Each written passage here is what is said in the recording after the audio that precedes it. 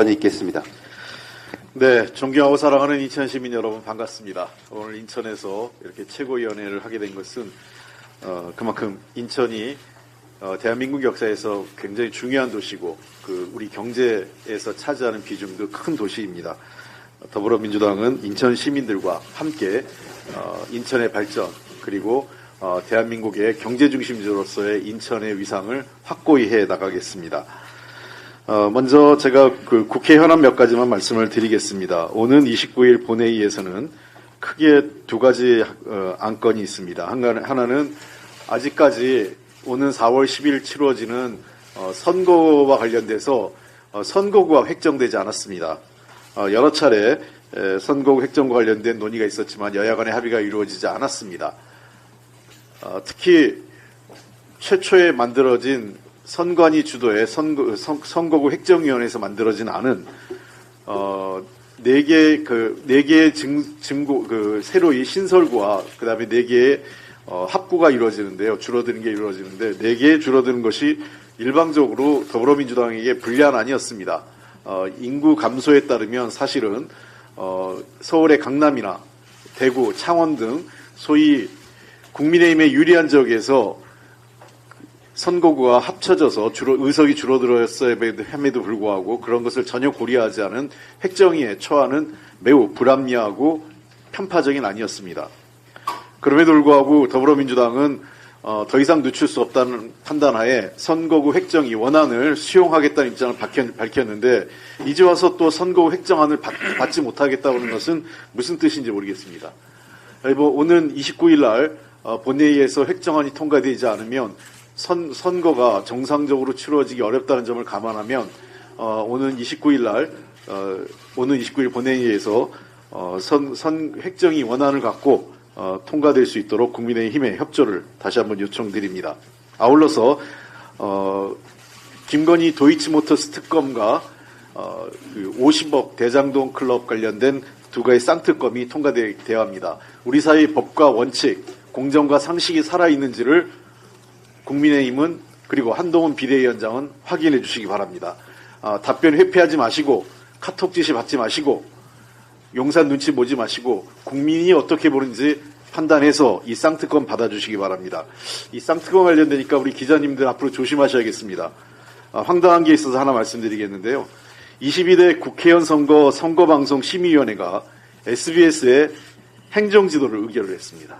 근데 그 황당한 게 한 프로그램에 참석한 패널이 이 도이치모터스 김건희 특검과 관련해서 김건희 특검이라고 했다고 해서 여사님을 뺐다고 해서 행정지도를 의결했다고 한 겁니다. 오버했으면 좋겠습니다만.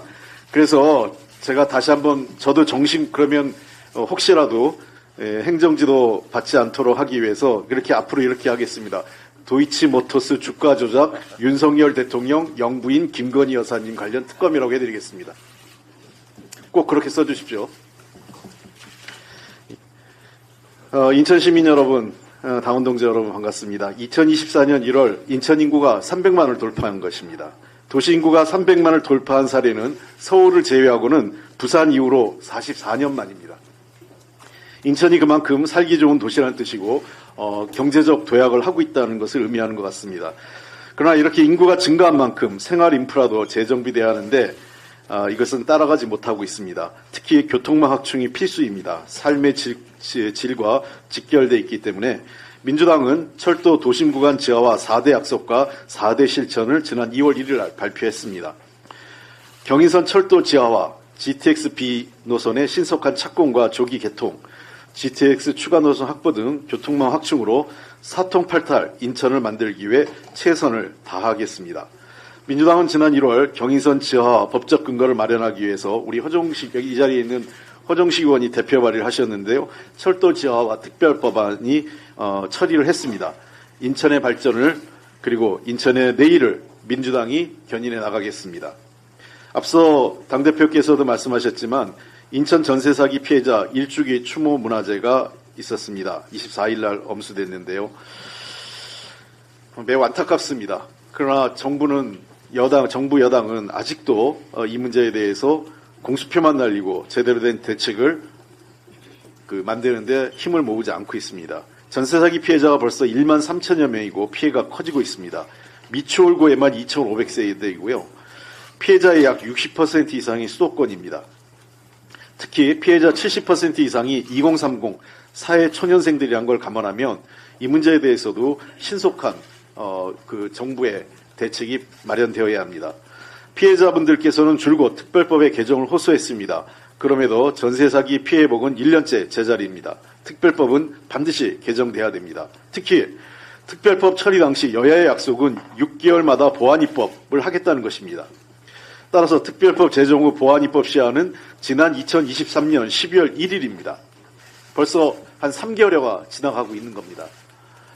사각지대 보완책과 함께 선구제 후회수라는 민주당 입장에 정부 여당은 초지일관 4인간 계약에 정부가 지원할 수 없다라며 반대만 해왔습니다.